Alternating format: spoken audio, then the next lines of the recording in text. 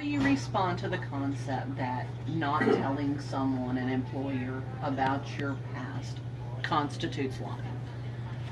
I've experienced that in both avenues of not disclosing it and disclosing it. Some of the outcomes of me not disclosing it, I was able to get the job at first. I was very good at the job. I got promoted to manager.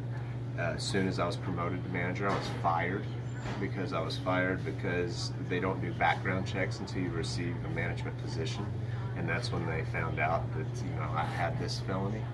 And so I found that kind of taught me, maybe, well, that obviously didn't work.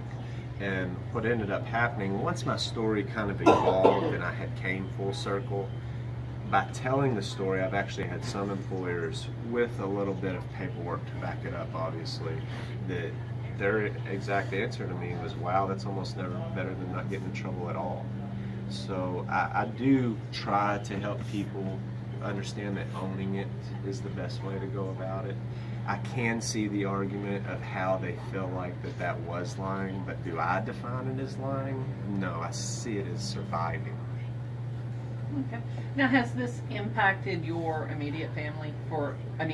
In what ways? I'm sure it has. Completely. Like, it impacted the fact that, I wasn't able to get certain jobs, which caused my recidivism, and I was obviously going to go back to what I was doing because I couldn't provide for my family. So, by me not feeling like I was included with something, I was constantly reaching out to any type of group or anything that would accept me because I'm no longer a state citizen, I'm no longer American. What am I?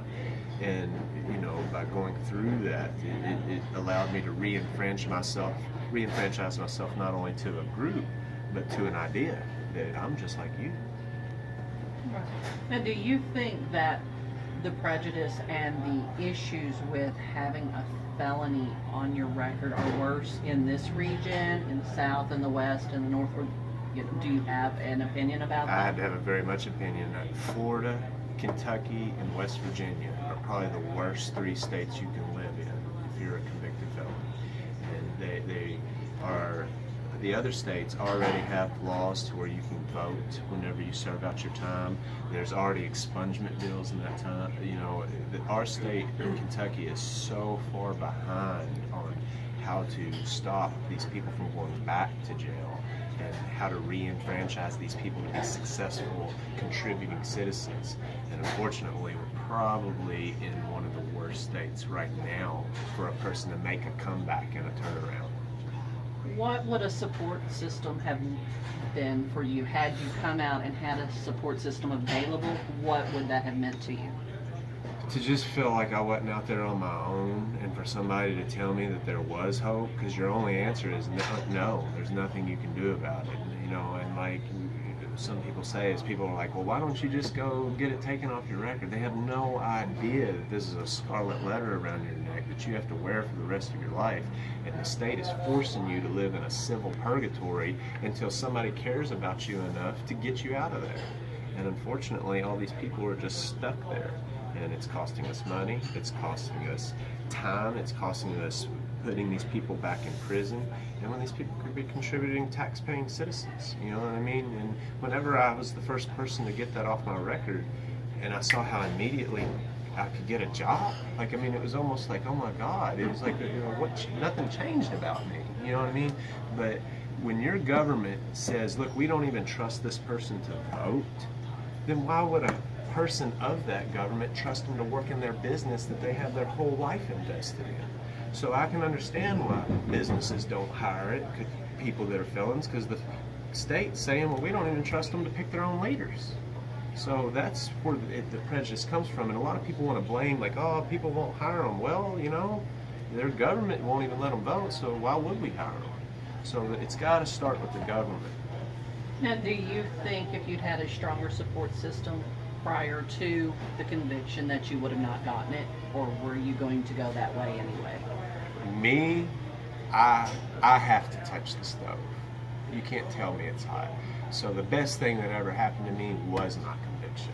So that was going to happen. And thank God it happened before I hurt somebody else really bad or somebody else hurt me really bad, because I was either headed to prison or the graveyard. That was not the outcome. And by God putting a pause on me and making me have to go through that and actually having some time to think about things, was probably the best thing that could happen for me. Now, when I got out and found out that put a scarlet letter around my neck, you know, that I realized when I got out of jail, I was still in jail. So, you know, I was headed that way anyway, but thank God that it did happen. Now, there's the concept of kids for cash, where, you know, kids are put into systems where cash flow is generated. Do you think that applies to adults in the prison system? Absolutely. Like there's a strong lobby for private prison systems, and the more people that get arrested, the more money they get from the state. So if you keep the conviction rate high, well, they keep people in the prisons, and they're continuing to turn a profit, and then those profit dollars turn into lobby dollars. It's a self-feeding cycle. So what the problem is there shouldn't be any privatized part of rehabilitation for a state punishment, period.